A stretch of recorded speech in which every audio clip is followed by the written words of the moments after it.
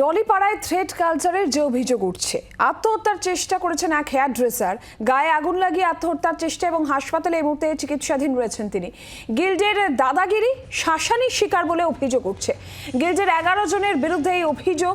হরিদেবপুর থানায় লিখিত অভিযোগও দায়ের হয়েছে, যেটা জানতে পারা যাচ্ছে যে হেয়ার ড্রেসারকে 3 মাস ব্যান করেছিল গিল্ড এবং তার জেরেই কাজ না থাকায় ধার দেনায় জর্জরিত হয়ে আত্মহত্যার চেষ্টা করেন, এমনটাই অভিযোগ।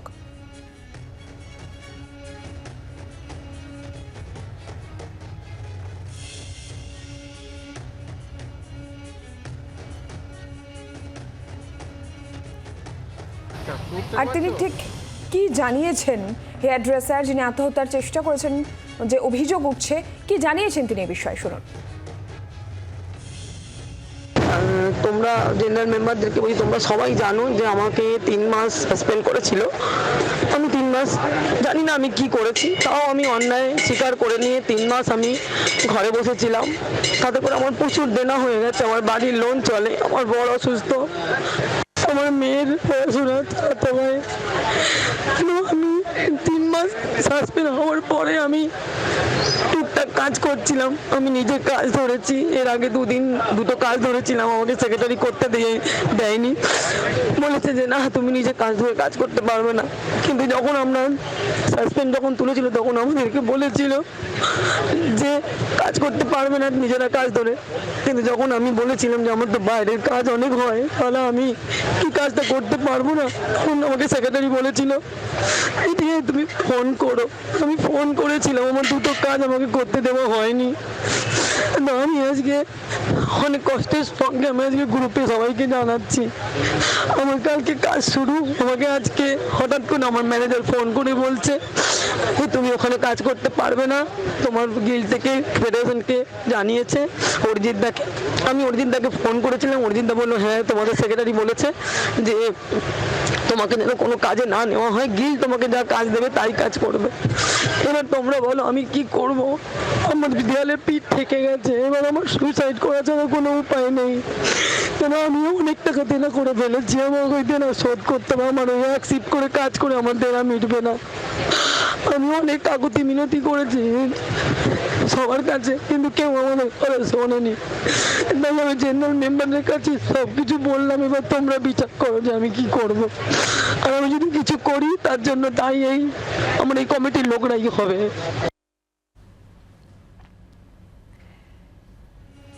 এই গোটা ঘটনায় এবং টলিউডের এই যে থ্রেট কালচারের অভিযোগ সামনে আসছে, এই বিষয় নিয়ে প্রতিক্রিয়া দিয়েছেন অভিনেত্রী সুদীপ্তা চক্রবর্তী।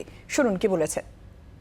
যতই প্রতিবাদ করে যাই করি, ও যেহেতু এরকম একটা চরম কাজ করতে যাচ্ছিল, সিদ্ধান্ত নিয়েছিল, এটা তো সিরিয়াসলি নিতে হবে না। এবং সে রীতিমতো কাগজে লিখে রেখে, সুইসাইড নোট লিখে রেখে গায়ে কেরোসিন তেলটা ঢেলেছিল, সেই নোটটা পাওয়া গেছে। ভয়েস মেসেজটা শুনে থাকেন, যেটাও কাল বিকেলবেলা ওদের গ্রুপে পাঠিয়েছিল, ও তো পরিষ্কার যেটা বলছে সেটা তো থ্রেট কালচারই প্রমাণ করছে, যে চাপে রাখা হচ্ছে, থ্রেট দেওয়া হচ্ছে, এটা করলে কার্ড কেড়ে নেওয়া হবে, ওটা করলে শাস্তি দেওয়া হবে, ওটা করলে কাজ করতে দেওয়া হবে না।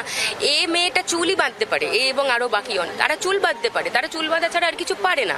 এবার আপনি বলছেন যে গিল্ডের মেম্বার হতেই হবে, হলো, তারপর বলছেন যে আমি যে কাজ দেব সেটাই আপনি করবেন, বাকি করবেন না, করে আপনি যে কাজ দিচ্ছেন তাতে ওর সংসার চলছে না।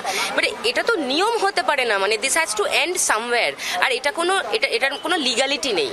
মানে আমি বলতে চাইছি, এটা আইনত আপনি পারেন না কাউকে বলতে যে আমি কাজ দিলেই আপনি কাজ করবেন, না হলে পারবেন না। একটা ওয়েলফেয়ার অর্গানাইজেশন, সো ফার মাই লিমিটেড আন্ডারস্ট্যান্ডিং গোজ, এটা বলতে পারে না।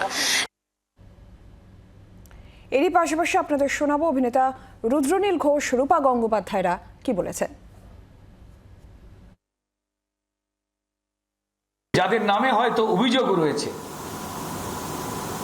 আমরা নিজে বিশ্বাস করি যে তারাও কিন্তু এই যে দিদিকে কাজ থেকে যে সরিয়ে দেওয়ার ফতোয়া জারি করেছিলেন, এখন অনেকেই যেটাকে অন্যায় বলছেন বা দেখতে পাওয়া যাচ্ছে তার সুইসাইড নোটে, হয়তো তারাও এই সাসপেন্ড করতে বাধ্য হয়েছিলেন ওই টলিউডের সন্দীপ ঘোষেদের নির্দেশে, না হলে তাদেরও কাজ চলে যাবে।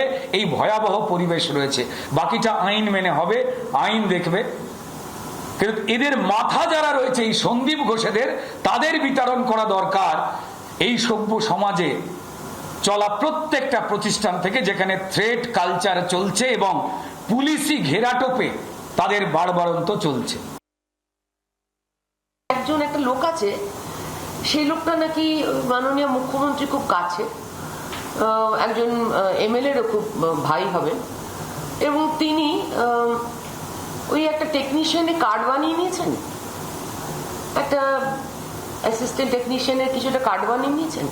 তবে তিনি এখানকার মহারাজা। খবের ঊর্ধ্বে একটা লোক বসে ছড়ি ঘোরাচ্ছে, তার নাম ওই বিশ্বাস, যাকে একেবারেই বিশ্বাস করা উচিত না।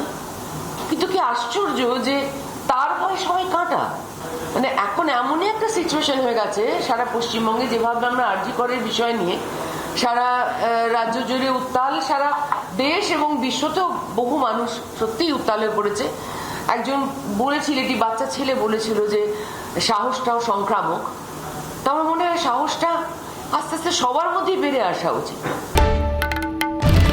বাংলার আওয়াজ, বাঙালির আবেগ, জি 24 ঘন্টা।